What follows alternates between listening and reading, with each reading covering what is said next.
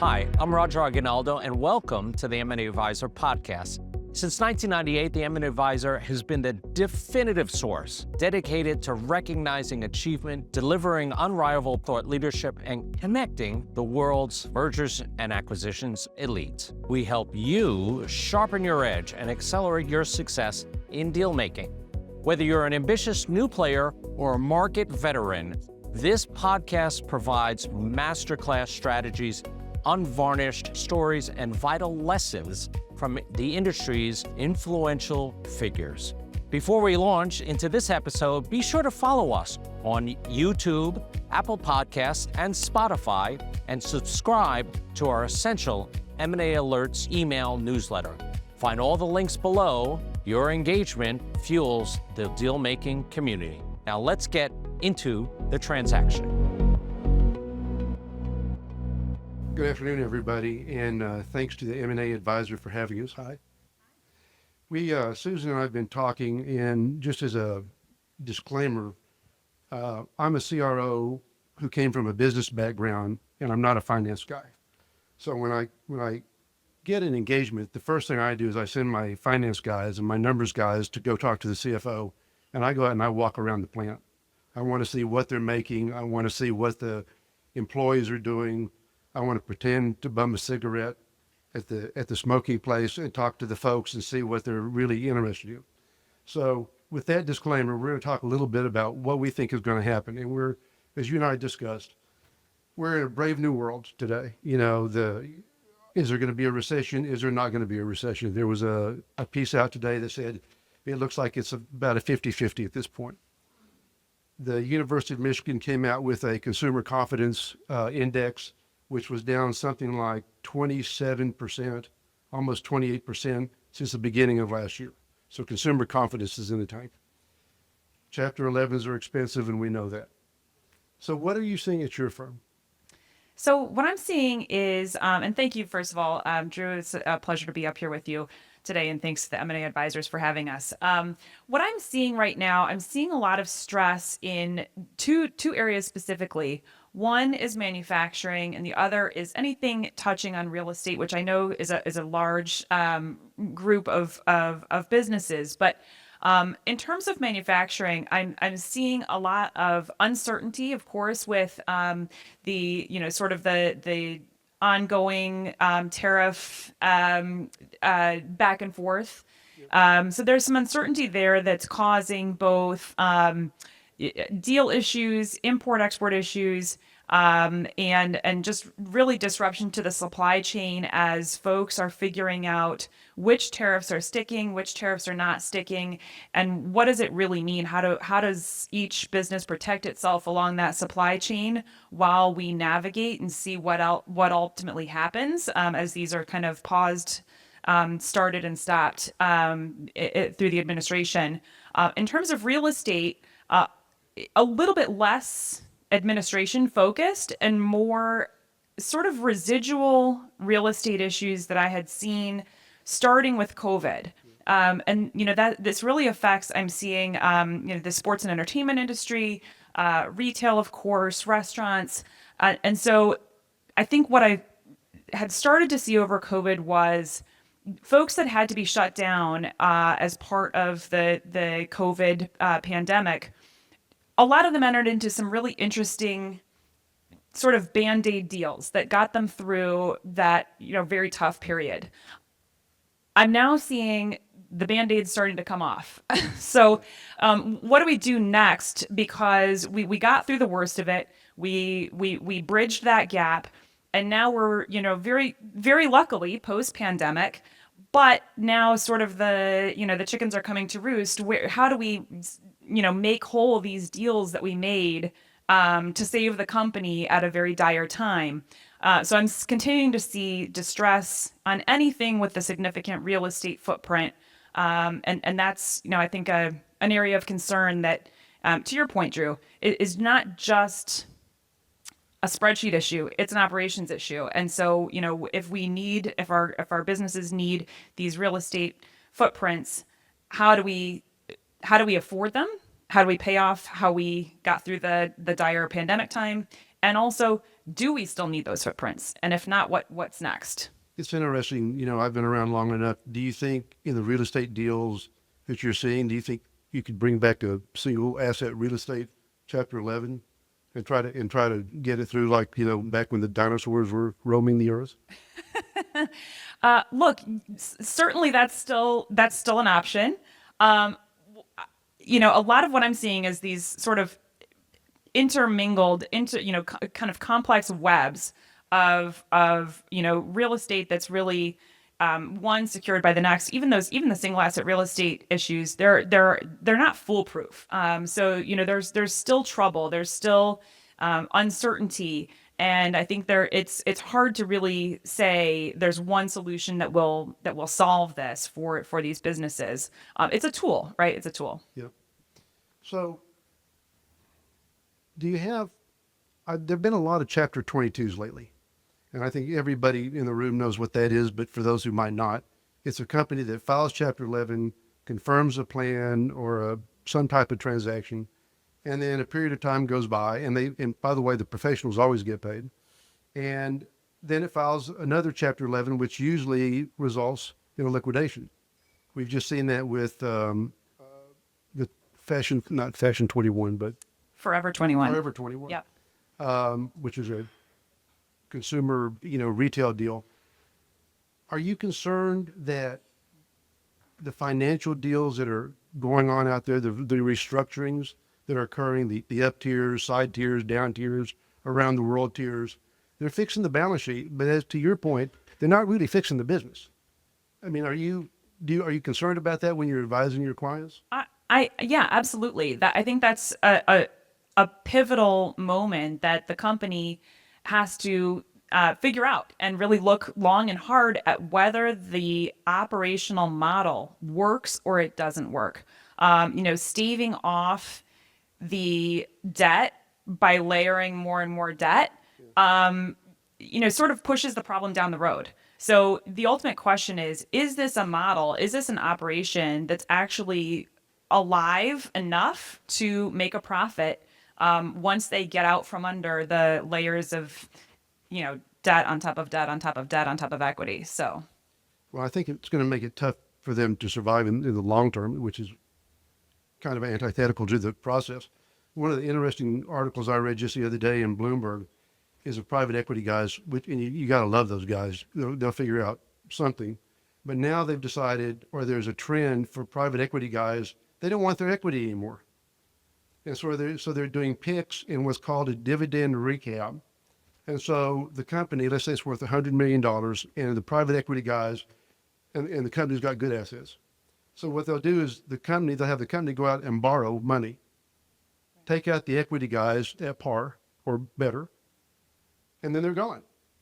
And so the company is now loaded with more debt, perhaps a problematic business model.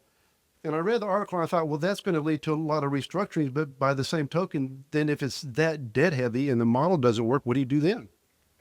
Right. Then you're left with, as you talked about, the Forever 21 model or some of the other Chapter 22s we're seeing. You're left with, did we really solve it the first time? No. Did extracting more value from the business to pay the the creditors, did that solve it? No, it's likely making it worse, of course. So, the real question is what's the foundation of the business? Is there something that's salvageable? Or, particularly in the retail space, did the industry over saturate, and are these not really viable operations to begin with? Are we left with essentially, as you said, a liquidation, again, whether that's in or out of court? There's, as one of the panelists before us was talking about, there are more and more ways to do this out of court, and a liquidation certainly can happen, in that avenue as well. Yeah. In that thinking, when a company comes to you and they say, we've got a problem, we have to file it, and I had to smile a little bit earlier, someone said they always come at the last minute. Typically on a Friday afternoon about 5 o'clock, right before I'm getting ready to take my wife to dinner, perhaps a vacation or a birthday. But when they're in that kind of position, I mean, do you pitch a Chapter 11 first, or do you pitch an out of court solution as an alternative because of the cost? So, it's interesting. Time is money, right? Yep. So the more time, of course, that we get, the more opportunity there is to do a deal out of court. There's always a solution. There's always going to be a solution that is ultimately going to happen. And it's not inevitable what the solution is, or how much pain it's going to take to get there. But there's ultimately going to be a resolution of the problem. So, I think it's always worth exploring an out of court option, always.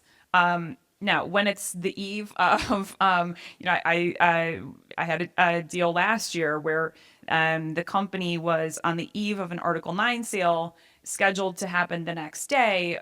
Luckily, they called me a little bit before that. But the Article 9 sale had produced almost no bids of value. It certainly was not going to take care of the vast majority of the creditors, let alone the secured creditors. And so the company knew this was not going to work. So the out of court time, the time to do a deal had passed.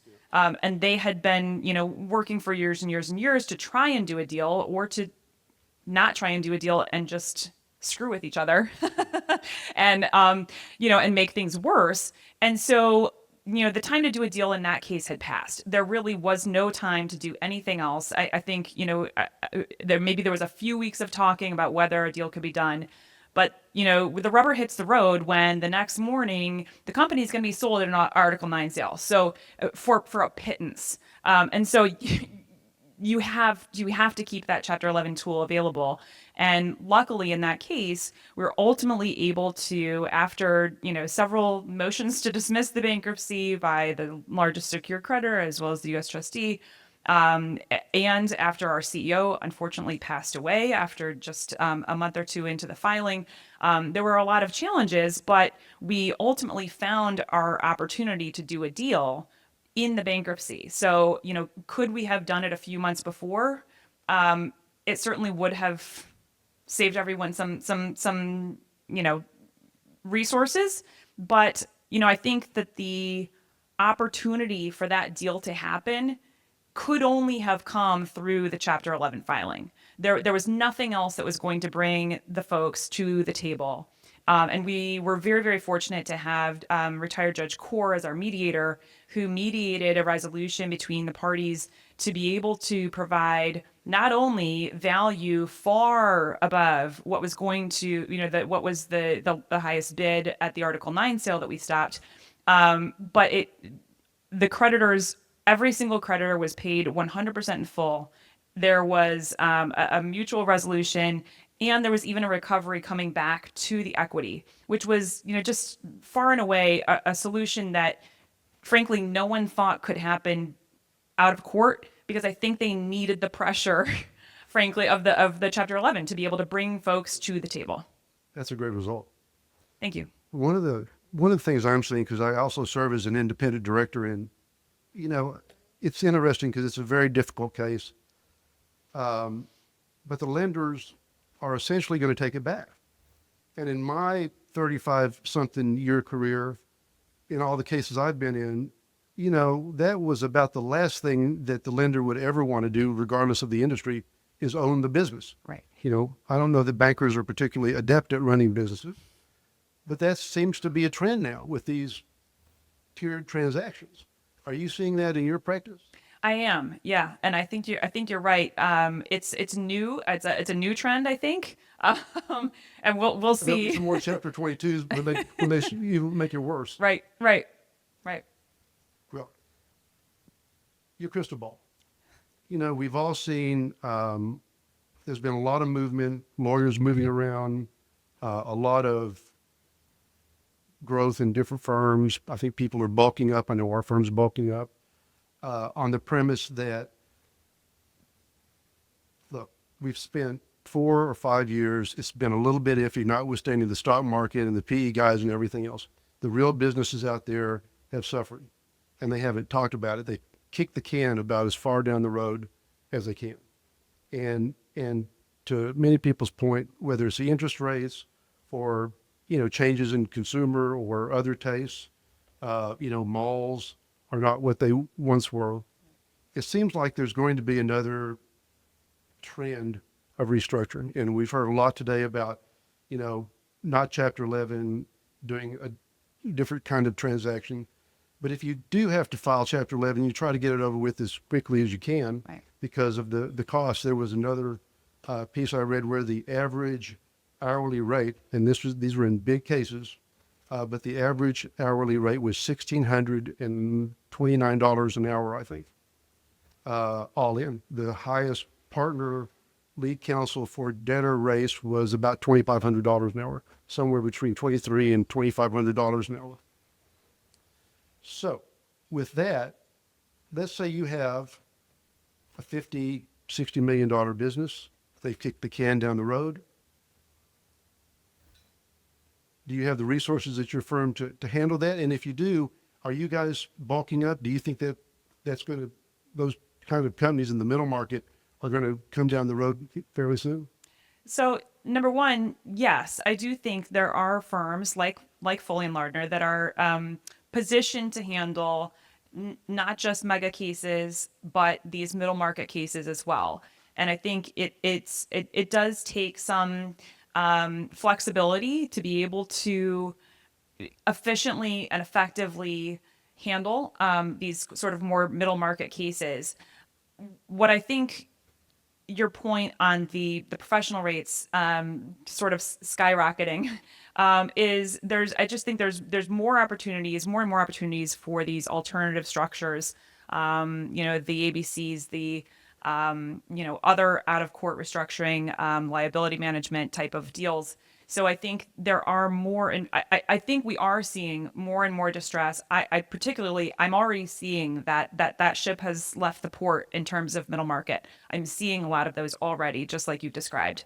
But what I'm also seeing, and I think this is a positive both for our industry, but for the businesses that we counsel and advise, is that there are options, there are opportunities, not only for the business itself to be able to restructure outside of court and avoid some of those higher fees and avoid the uncertainty anytime you take your case before the court. I mean, other than the pre-packs we talked about before, there is uncertainty in the court too. So if you can resolve it sort of amicably, consensually before, that takes the uncertainty, that takes the guesswork out of it. You don't have the UST, saying they're going to object to every single one of your motions like we just heard. Yeah. I know that was some time ago, but that still happens. And so, as confident as we all are, as capable professionals in this industry, there are always uncertainties when you take it to court. And if there is a way to manage it out of court, you kind of take that guesswork out and you can come to the solution that's ultimately going to happen. So the phone's ringing. The phone is ringing. That's good. That's good news for all of us. One of the things I want to ask you about, and our firm is based in Texas, although we've got folks all over the country. I've been in Delaware ABC's, the assignee, and I just loved it because we ran it kind of like a little mini bankruptcy, and it was very efficient with the claims process, and all the claims are pari passu, which is great. But I have begged Texas lawyers, and Texas has a pretty vibrant ABC statute. I can't get anybody. I've almost offered to work for free, and they just won't do it. And the premise is it's before state court judges who may know absolutely nothing about business, and they're scared to death about what the outcome would be. Not to mention the judge may appoint their buddy who also doesn't know anything about business. Now, I know they do a lot of ABCs in California. They used to do a lot in Delaware. The Chancery Court judges hate them, Yeah. and they just have just about killed that practice. So if you're going to do an ABC, does Illinois have a pretty vibrant? Could you file an ABC in Illinois? It probably isn't my favorite venue. So look, as you've said, the ABC tool is different state by state, right? They're a creature of state law, and so unlike bankruptcy, which is under the federal code, there just is more uncertainty, even in as you said with Delaware. States that used to be friendly or used to have more flexibility to assist companies that need it, those can change over time, right? You can get a new judge on the bench. You can get some new legislators who change the laws. So I do still think there's a fair amount of caution, even entering into an ABC, that do your homework, do your research, make sure that it's a venue that's going to give you your best shot. Again, knowing there's never a sure thing, but give you your best shot. Well, thanks very much. We're almost out of time. Are there any questions? Yeah, Rob.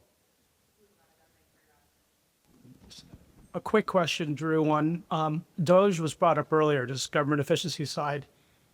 Crystal ball on that. If you were at USAID or you had some supply agreement to USAID or even Department of Education, how should they prepare for what's coming? And Susan, you may have some input. Yeah, well, I mean, I think it's going to be interesting. I think you're going to have to count on your contract being canceled at some point, or having a shorter life than perhaps you would have hoped it would. I was talking to my colleague, Bruce Rosinski, a little bit ago, and without taking a political view one way or the other, I kind of get what the administration is doing. It's what I've done for a living for 40 years. It's called a restructuring. All they're doing is restructuring. They're restructuring departments. The secretaries are restructuring departments. They're restructuring the entire government. They're doing it very quickly. They're doing it very aggressively. They're not really giving much of a damn if they hurt people's feelings. Well, when I go into a company, it's bleeding cash. Our product doesn't work very well, and people aren't very happy.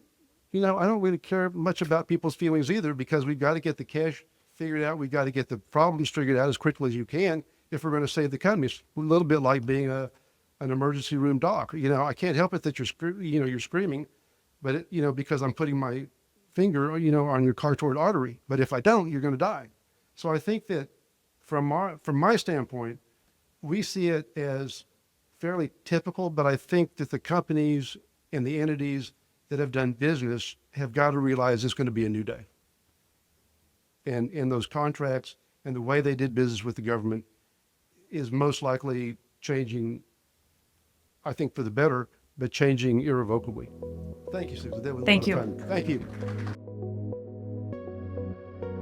We hope today's episode delivered actionable intelligence. We want to hear from the field. Share your questions or insights, leave a message on your favorite platform, or email us at editor@maadvisor.com. To secure your steady feed of premium M&A content, follow us on Spotify, Apple Podcasts, and YouTube, and subscribe to our M&A Alerts email newsletter. Find the links in the description below or visit us directly at our website at www.maadvisor.com. I'm Roger Aguinaldo, founder and CEO of the M&A Advisor. Thank you for being part of the M&A Advisor community. Until next time, stay decisive, stay connected, and happy dealing.